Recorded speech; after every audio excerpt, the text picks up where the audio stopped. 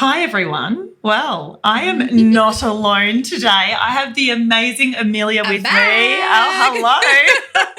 For those of you who don't know, we did an episode a few episodes ago. We'll add it to the show notes with Amelia and Ambrose. And we had such a high demand to get this woman back on the mic that here she is. Oh, stop it. Looking schmicko in her... After a chaotic morning, must I add. Tell us, because your face looks amazing, babe. You're killing it. Thanks. I was just saying yesterday morning I had another shoot on, a photo shoot, and we had the same makeup artist come and she was wonderful. And she's like, your kids are so beautiful. I'm like, they're not really, but thank you. This morning was a fucking circus. It was an app and she's like, it's a bit. I'm like, yeah, it's crazy. It's like day in the life as a mum. Day in the life of me. Everyone's like, you're so perfect. I'm like, this looks perfect. Have you seen the rest of my house over there? So for those of you who want to see us, you'll probably see us on Insta, but we are going to be on YouTube as well. So you can actually get the whole schmicko background that we're in right now. Yeah, fancy. I want to hear what's been happening. So we've just had Father's Day. How was that? Father's Day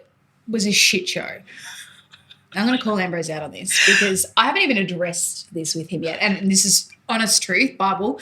Father's Day was a shit show because Ambrose, in typical Ambrose fashion, had a few drinks the night before with some friends, and that was cool. And then he had a very big one, didn't get out of bed until midday, and I just didn't talk to him. And the kid's like, what, are we doing something for Father's Day? I'm like, not today. Oh, no. It's like, is Daddy dead? What's wrong? What's wrong with Dad? Mum, has Dad been out again? Dad's been out again. Oh, no. Did you have something planned that you wanted to do? We were going to do an afternoon tea and then go to his parents for dinner. We went to his parents. We didn't even stay for dinner because Ambrose was so hung and the kids were feral. So, what day are we up to today? Is it Wednesday? Yeah, we're not really. Haven't really touched base yet. So it's coming for you, Ambrose. So I've had the 5 days of silent, nearly 5 days of silent treatment, whatever that is. You know me, I don't shut up. So I suck at the silent treatment, but he's really trying to give me the affection. I'm like, get off me. Just keep barking those orders, girl, and you don't have to give it any. I'm done. And tell us, we hear so much about sleep, and I guess now the 4 children that you have in your beautiful home, how is sleep going? Sleep is, look, I feel like I'm a sleep consultant and I can get every other child to sleep in the world, as it always is, and then my own kids have their own obstacles with sleep. Coco is the challenging one at the moment. Scouty Bum's really good. She has 1 or 2 feeds a night, and I get asked that question every day. But I'm a realist. Sleep is forever changing. As long as your child knows how to self-settle and resettle, which is a skill that can be taught or learnt eventually. Sleep it will come. But I'm stuck in the 3-year-old trenches, and she's been unwell, like virus after virus, which I feel like I'm one of those people that make up what's that, Munchausen disease? Oh gosh. I feel like I'm making that up on my platform because she's sick every fucking day. We're going through hell at the moment with her. And daycare. If you followed me, daycare. And if you followed me for a long time, you'd be aware I had the same issues with Essie. I took Essie to a paediatrician. I was like, I think she's got autism or ADHD or this or this or this. And he's like, no, she just needs you.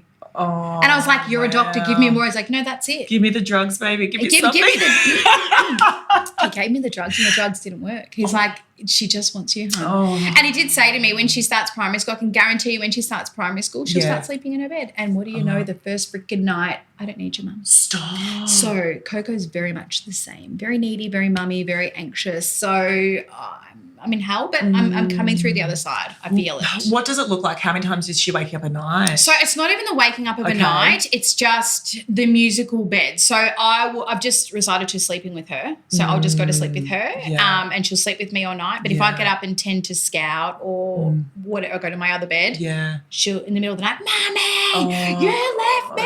Oh, wow. So we did a really good phase of having her in her own bed. Like I got her sorted in her own bed and then she got unwell and like anything, sickness makes everything regress. Throws everything out. So I'm just holding it together right now. Wow. I know how to fix it. I know what to do. I just can't be bothered right now. Oh, it's so hard with so many competing. I'm a sleep consultant and I can't be bothered right now. I can tell you to be bothered and I can tell you how to fix it.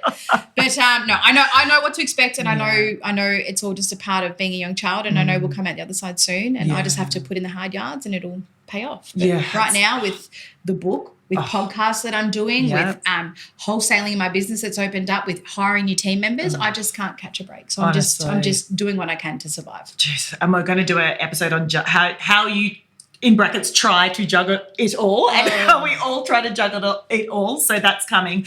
today's all about sleep, and I'm just hearing your story, and I can so resonate with a 4 and 5 year old. I've been there, girl.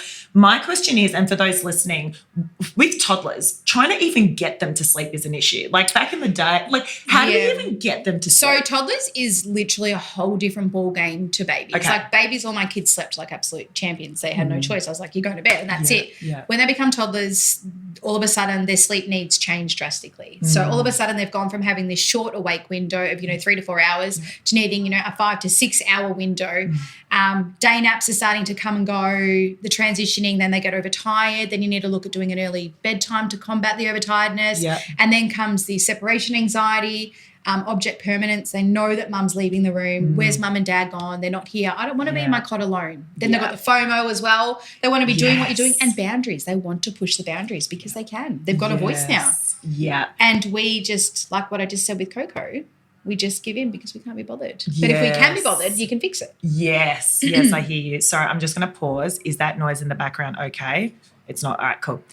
And this is the hardest thing, and I want to start with the FOMO thing because that killed me. Before when my kids were babies, Jules and I used to pop them in bed. Don't get me wrong, you're up a million times a night. Well, you try not to be. At least you can eat your dinner by yourself. You can watch your Married at First Sight together, and you can have a bit of peace time before someone's waking up. Now it's like we go sit on the couch, and it's like, what are you guys doing? Oh, and they'll get themselves out of bed, particularly if they're not in the cot. Oh, Mum, I'm still hungry. I'm still hungry. Mum, I want some water. My arm's itchy. My finger's itchy. Oh, I can't. Why's the roof black? I'm like, just go to fucking sleep. So what do we do? Like, how do you get them to sleep? So it's all about, Ambrose is the party parent. So he's the one that revs them up before bedtime, has, wrestling matches, and just let them stay up 10 more minutes. I'm like, I'm fucking done. Get them into bed. Like routine, man. So the same thing at the same time every day. So consistency is absolutely necessary for them to learn how to sleep. Yeah. Secondary to that, you need to, sorry. We'll pause. Sorry. Is that okay? It's a little bit. I'm waiting for her to come out screaming, so just be prepared for that. So boundaries, number one, being consistent is what I talk about all the time. Yeah. So you can't just say, all right, Coco, you're going to go to bed at 7 o'clock tonight, and then tomorrow night we'll do 8 o'clock, and then maybe we'll do 6:30 the night before because we've got, this or that. Yeah. You have to do the same thing at the same day, same time every day, because just like babies, toddlers thrive off routine and consistency. Yeah. So they want, if you say to them, no, it's actually 7 o'clock, there's no negotiating. We are going to bed. You've gone to bed at 7 o'clock every night. Naturally, their body clock adapts anyway, and they go, oh, I know this routine. It's my teeth, the book, and then bed. Yes. So holding boundaries as parents, which you and I know, it's very hard to do when you're under the pump. Oh, yeah. But if you stick to a routine, it does pay off. It's like the older two, Alfie and Essie. They try and push it now to 9:30. And like we've settled on an 8:30 bedtime. Yeah. But I know that that's even too late for my kids, but I have to meet in the middle somewhere. It's like too much pushback from them if I try in earlier. Yeah. And they're still getting enough sleep. Like they sleep until 7:30. So I'm lucky. Great. And like you don't hear from them once they're down. Yeah. But it took a while to get there. Yes. But as they get older and you set the boundaries, it works. What about, I noticed that with my toddlers, when they wake up at night, I can quite easily put them back to sleep. I'm like, okay, no, it's nighttime, let's go back in bed. What are you hearing? And from your experience, if people are struggling, what should they do? So typically after 2, you'll hear the kids wanting to come into mum and dad's bed. Yep. They're scared, all of that kind of stuff. And that's a real thing, like the real fears. They understand now that you're leaving them. They understand that it's dark and it's scary and there's monsters and all that kind of stuff, which is not. But what they see and they read and they watch really does interfere with their night's sleep. First thing I want to say is if you have a 2-year-old, do not transition them to a bed. This is the biggest problem we have as sleep consultants. We'll have clients come to us and say, oh, look, we're just about to have a new baby. I've transitioned him to a bed. He did really well for the first couple of nights and now I'm up 100 times a night with him.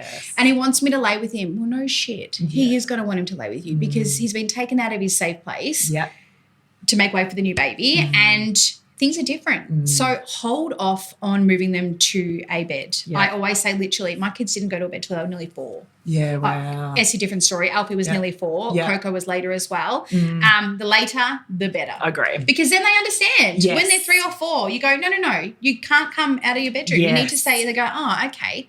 Before the age of 3, they got no idea. They're like, this is fun. This is a game. I say keep them in that prison of the cot for as long as possible until they're flinging themselves out of it. It's a case of, why would you try and fix something that's not broken? So what can you do if they are flinging themselves out of bed? So you can reverse. You can reverse the sleeping bag.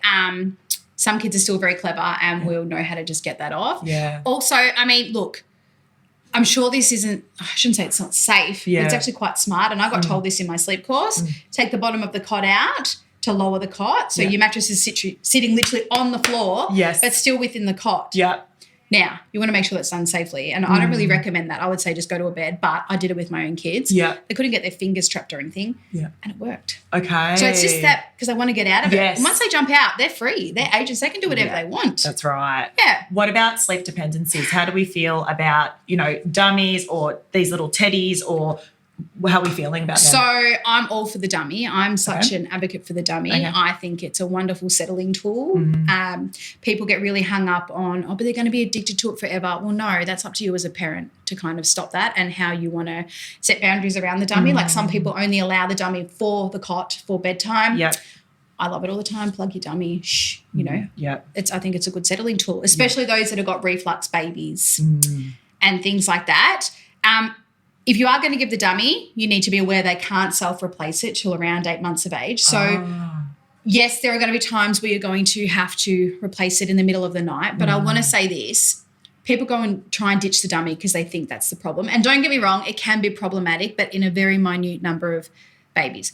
I think, and I believe, and I've seen it firsthand, once your baby actually falls into a deep sleep and knows how to sleep and can self-settle and resettle, them losing the dummy is not going to startle them to wake up. They're out cold. They don't give a shit. Yeah.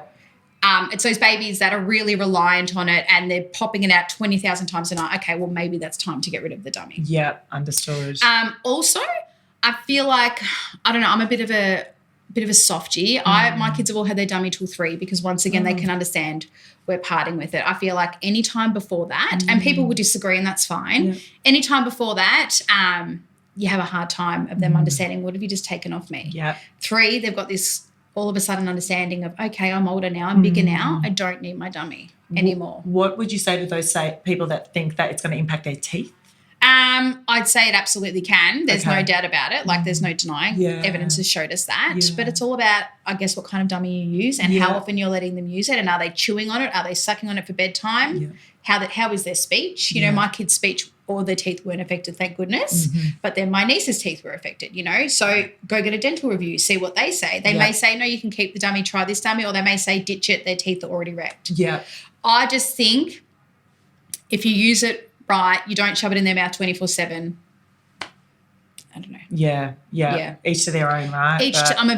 And that's why I think we've got a good business and a good strike rate with sleep, because it is each to your own. We're very relaxed and we will work around you as the parents and we will offer our suggestions. If that doesn't work, we can move to the next thing. There's no one size fits all with sleep. Yeah, I have so many burning questions around sleep, but I feel like this has been so good, just to sort of a bit of a high-level view, particularly around the toddler age, which I know we've got a lot of listeners and a lot of your audience who have babies in the toddlers. Yeah. If you had 2 hot tips to finish off around sleep, we're talking toddler specific, what would you say? So the cot thing, don't move to a bed, like I said. Second thing, boundaries. It's really important you set boundaries. You can do things like a reward chart, a ticket system of a night time if they are in a bed. Here's 3 tickets. These are the only 3 times you can come out of your bedroom. Ticket 1 for a drink of water, ticket 2 for an extra cuddle, or ticket 3 to go to the toilet. I've never heard of that. Oh, it's very effective. Great. Have you? It's very effective in those children that just want to come out every 2 seconds, but they're in their bed and, so that can work really well. Reward charts, like I said, I did it with Coco and I showed that on my platform. That's how I got her sleeping in her bed for that whole 2 months, and then it went backwards with her sleep. Bribery system. You sleep in your bed all night, you can open a present in the morning. So one of our consultants, Hayley, came up with this method actually. You handpick a whole heap of just spend like $20 at Kmart, wrap all these $2 presents, literally, and in the morning you can have a lucky dip and open a present for sleeping in your bed all night. Wow. And I was like, Hayley, that's just not going to work. Yeah, it works. It works for us, and I tell everybody to do it now. That is amazing. Swear by it. So it's really important to boundaries, like I said, the consistency, reward charts, and the ticket system. But also, don't underestimate how much your child understands. Talk to them about it. Hey, listen, tonight we're going to go to Nana's time. I don't want any carrying on. you're going to be a good boy. And then in the morning, if you do really good sleeping, we can go to the park because you're going to feel so refreshed and happy after your beautiful night's sleep. Yeah. Like just don't sugarcoat things. Just keep it simple. Yeah, love that. Yeah. Thanks so much, Yeah, no Nels. worries. We'll catch you on the next step.